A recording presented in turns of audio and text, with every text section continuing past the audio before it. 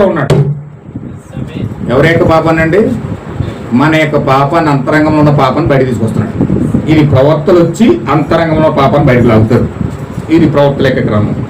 ఈ రివల్యూషన్ ఎవరైతే ఉందో ఖచ్చితంగా ప్రవక్తల యొక్క క్రమాన్ని కలిగిన నిజమైన సంఘంలో ఉన్నవాడికి ఎవరికైనా సరే, నాలో పాపం ఉంది, నా అంతరంగంలో పాపం ఉంది, నా నాలుక కింద సర్పవిషం ఉంది, నేను మాట్లాడే విధానం కరెక్ట్ కాదు, నేను నడిచే విధానం కరెక్ట్ కాదు, నేను చేసే విధానం కరెక్ట్ కాదు, నేను మనిషిని ఉన్నాను కానీ విషపూరితమైన మనిషిని, నేను ఒక సర్పాన్ని, మనిషిగా బ్రతుకుతున్నాను కానీ మనిషిగా బ్రతుకున్న ఒక సర్పాన్ని, నేను సర్పం యొక్క విషం నాలో ఉంది, పాపం నాలో ఉంది, కనుక నేను మంచి వ్యక్తిని కాదు అని ప్రవక్తల యొక్క క్రమాన్ని కలిగి ఉన్న వ్యక్తులకు అర్థమవుతుంది.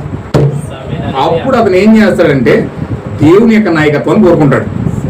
దేవుడు పరిశుద్ధుడు, దేవుడు ఆలోచనకర్త, దేవుడు పరిపూర్ణుడు, దేవుని యొక్క ఆత్మ నాకు కావాలి, ఆత్మను నడిపిస్తేనే నేను సరైన మార్గంలో నడుస్తాను, ఆత్మను నడిపిస్తేనే సరైన విధానంలో ఉంటాను, ఆత్మను నడిపిస్తేనే సరైన విధానంలో మాట్లాడతాను, ఆత్మను నడిపిస్తేనే సరైన విధానంలో చూస్తాను, బాధ్యత కలిగి ఉంటాను, చక్కగా నా జీవితం ఉంటుంది, నా లైఫ్ చక్కగా నడిపించబడుతుంది, దేవుడు నాకు కావాలి అని పరిపూర్ణంగా కోరుకునే వ్యక్తి ఎవరైనా ఉన్నారంటే అది ప్రవర్తన కలిగిన వాడు. హల్లెలూయా. అంటే ప్రవర్తన ఉండడం వల్ల యూజ్ ఏంటంటే నీ జీవితం నువ్వు కరెక్ట్ కాదని నీకు అర్థమవుతుంది, నువ్వు దేవుని యొక్క నాయకత్వాన్ని కోరుకుంటావు.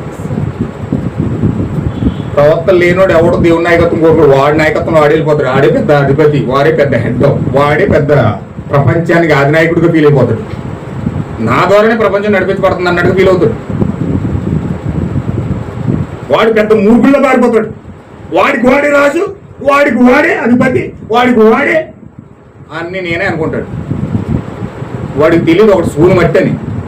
నీకు తెలుసా, మనిషిని కాల్చేసి కప్పెట్టేస్తే వాడికి స్పూన్ బూడిదవుతాడు.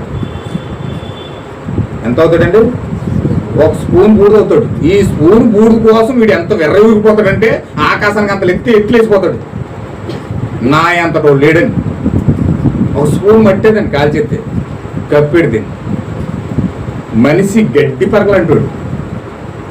దేవుడు కన్ను సైకి చేశాడంటే ఇంతలో కనపడ అంతలో ఆవిరిపోయి ఆవిరంటాడు. ఇలా చేశాడండి అంత ఇలా.